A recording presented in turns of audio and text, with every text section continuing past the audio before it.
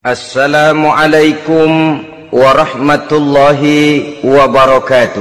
Waalaikumsalam warahmatullahi wabarakatuh. Bismillahirrahmanirrahim. Alhamdulillahi rabbil alamin.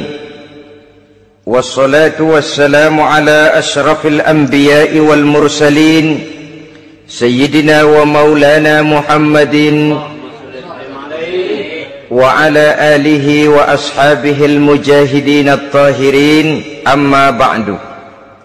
Saudara-saudara kaum muslimin seiman dan sekeyakinan yang berbahagia, pada suatu hari seketika sedang berkumpul dengan para sahabat, Rasulullah pernah memberikan peringatan. Beliau bersabda, yushiku an tada'a alaikumul umamu kama tada'al akalatu ala qas'atiha.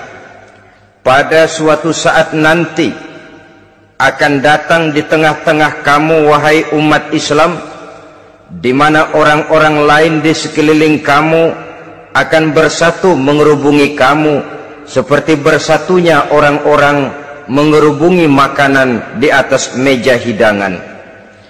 Akan datang suatu saat nanti di mana kondisimu dikepung sedemikian rupa, yang barat mau menerkam, yang timur mau menghantam, yang selatan mau menginjak-injak, yang utara pun akan menjelajah. Kondisimu seperti makanan di atas meja hidangan. Sebagian sahabat merasa heran dan terkejut, lalu mereka bertanya, amin qillati nahnu yauma izin ya Rasulullah, apakah jumlah kami pada waktu itu sedikit ya Rasul, kami sampai dikepung sedemikian rupa? Beliau menjawab, bal antum yauma izin katsir, sama sekali tidak, kamu tidak sedikit pada saat itu, bahkan jumlahmu sangat banyak, kamu adalah mayoritas. Walakinnakum ghusa'un ka ghusa'is sail, tetapi keadaanmu saat itu persis seperti buih di lautan.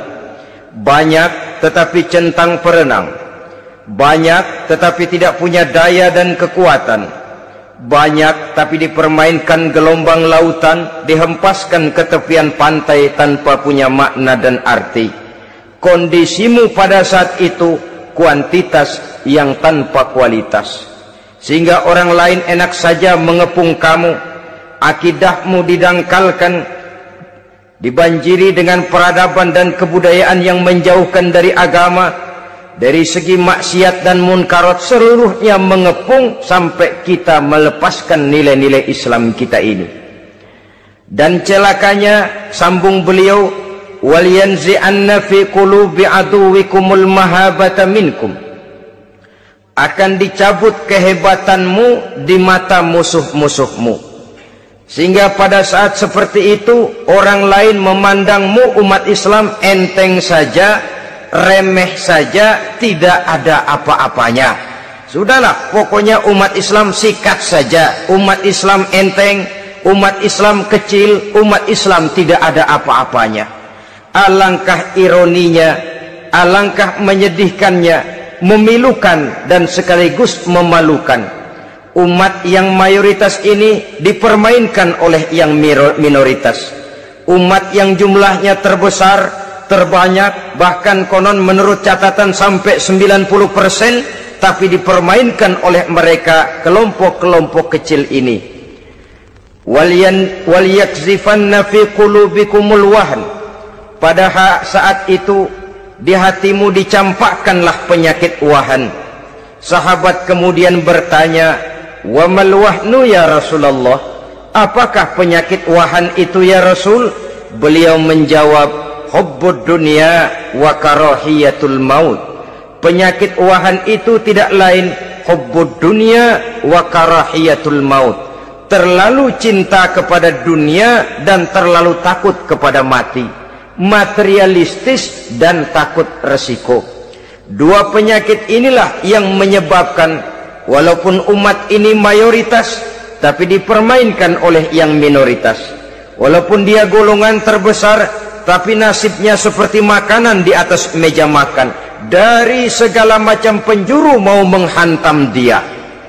Saudara-saudara kaum muslimin yang berbahagia, ini merupakan analisa sosial bahwa pada suatu saat nanti akan terjadi di tengah-tengah umat, di mana kita dihantam dan diserbu dari segala macam penjuru. Akidah didangkalkan, peradaban dan kebudayaan dirusak, makanan dan minuman diracuni, pakaian ditelanjangi dan lain sebagainya, sampai kita melepaskan nilai Islam yang kita cintai ini. Kondisi sosial ini satu saat akan datang kepada kita. Demikian analisa dan peringatan dari Rasulullah sallallahu alaihi wasallam. Marilah sekarang kita melihat, adalah benar bahwa di zaman sekarang kita insya Allah tidak akan mengalami perang Badar sehebat yang pernah dialami oleh Rasul dan para sahabatnya. Tetapi sesungguhnya perang yang kita hadapi di zaman sekarang ini tidak kalah hebatnya dengan perang Badar, tidak kurang dahsyatnya dengan perang Uhud, tidak kurang ngerinya dari perang Khandaq. Hanya saja yang kita hadapi sekarang ini bukan ujung pedang, bukan ujung tombak, bukan ujung panah. Yang kita hadapi sekarang ini adalah perang akidah, perang ideologi, perang mempertahankan keyakinan.